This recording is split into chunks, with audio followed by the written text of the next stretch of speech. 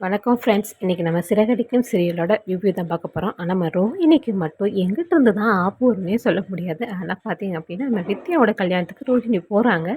அங்கே பார்த்தீங்க அப்படின்னா மீனா முத்துவால் ஏதாவது பிரச்சனை வந்துருமோ அப்படின்னு ரோஹிணி பயப்படுற தருணத்தில் பார்த்தீங்க அப்படின்னா கண்டிப்பாக வந்துட்டு அந்த கல்யாணத்தில் பிரச்சனை வர மாதிரி வந்து ஒருத்தர் வராங்க. அதாவது பார்த்தீங்கன்னா ரோஹிணியோட ஹஸ்பண்டோட சொந்தக்காரங்க, அதாவது முதல் கணவரோட சொந்தக்காரங்க வந்துட்டு ரோஹிணியை பார்த்துறாங்க. பார்த்ததுக்கப்புறம் ரோஹிணி வந்து பேச வராங்க, நீ கல்யாணி தானே அப்படின்ற மாதிரி. ரோஹிணி ஐயோ எனக்கு மட்டும் எங்கிட்ட இருந்தா அப்படி ஆள்லாம் வருவாங்களோ தெரியல. இவங்க தப்பி தவறி இந்த முத்து மீனா கண்ல பட்டுட்டாங்க. அப்படிதான் அவ்வளோதான் என்னோட கதையே முடிஞ்சிருச்சு. அதுவும் பார்த்தீங்க அப்படின்னா மனோஜ் வேற இங்க இருக்கான் அப்படின்ற மாரி ரோஹிணி பதர்றாங்க. பேசிக்கிட்டு இருக்கும்போது பார்த்தீங்கன்னா, அந்த பொண்ணு அந்த சொந்தக்காரங்க வந்துட்டு ரோஹிணிட்ட பேச வராங்க. அப்போ அந்த மீனா வந்துட்டு கூப்பிட்றாங்க. அப்போ வந்துட்டு இருங்க நான் வித்யாவோட சித்திட்ட பேசிட்டு வந்துடுறேன். அப்படின்ற மாரி சொல்லிடுறாங்க.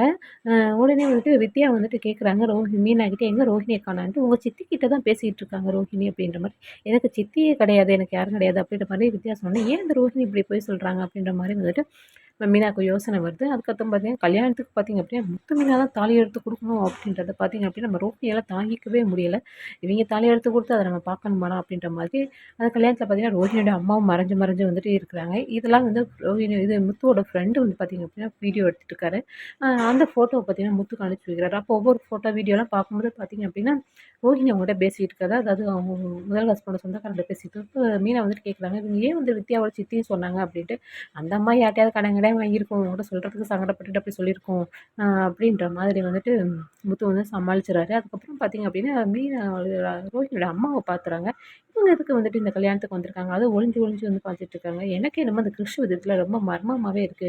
அது மாரி பார்த்தீங்க அப்படின்ற மாரி எப்படியாச்சும் நம்ம கண்டுபிடிச்சே ஆகணும் அப்படின்ற மாரி முத்து மீனா வந்து பேசிட்டு இருக்காங்க. அதாவது கிறிஷோட பாட்டி ஏதோ ஒரு விஷயத்துக்காண்டி தான் வந்து சில விஷயங்கள வந்து நம்மகிட்ட மறைக்கிறாங்க. அவங்ககிட்ட ஏதோ ஒரு ரகசியம் வந்து இருக்கு. அப்படின்ற மாரி சொல்லிட்டு இருக்காங்க. இங்க பார்த்தீங்க அப்படின்னா, முத்துவும் அருண் மீட் பண்ணிட்டு இருக்காங்க. அதாவது எதார்ச்சையா அப்போ வந்து பார்த்தீங்க அப்படின்னா, ஒரு ஆக்சிடென்ட் நடந்துருது. அப்போ வந்து பார்த்தீங்க அப்படின்னா, அருண் வந்து பார்த்தீங்கன்னா, அதாவது அந்த அம்மாவ ஏத்திட்டு போனவங்கள ஃபாலோ பண்ணிட்டு போறாரு. அதாவது பிடிக்கிறதுக்காண்டி போறாரு. ஆனா முத்து வந்து பார்த்தீங்கன்னா, அந்த கீழ விழுந்து கிடந்த அம்மாவுக்கு வந்து உதவி பண்றாரு. அத வந்து நெறைய பேர் வந்து வீடியோ வந்து எடுத்துடுறாங்க. இது வந்து பார்த்தீங்கன்னா, பப்ளிக் ஆயிடுது. அப்போ வந்து பார்த்தீங்க அப்படின்னா, நெறைய பேர் வந்து ரிவ்யூ பண்றாங்க. அதாவது பார்த்தீங்கன்னா, ஒரு போலீஸ் ஆஃபீசர் வந்து பார்த்தீங்கன்னா, ஒரு அம்மா அடிபட்டு கிடக்காங்க.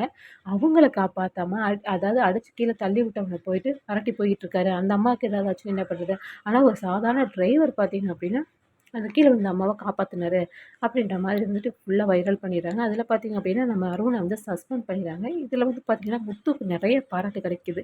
அருணுக்கு பார்த்தீங்க அப்படின்னா, முத்துக்கு பாராட்டு கிடைச்சனா பிடிக்காது பார்த்தீங்களா? அதில சஸ்பெண்ட் வேற ஆயிட்டாரு. வீட்ல வந்து சொல்லிட்டு இருக்காரு. அத வந்து பார்த்தீங்கன்னா, சீதா வந்து பார்த்துட்டு இருக்காங்க. கண்டிப்பா உங்க 2 பேத்துக்குள்ள ஈகோ வந்துட்டு இன்னுமே அதிகமாகும். அப்படிதான் போயிட்டுருக்கு.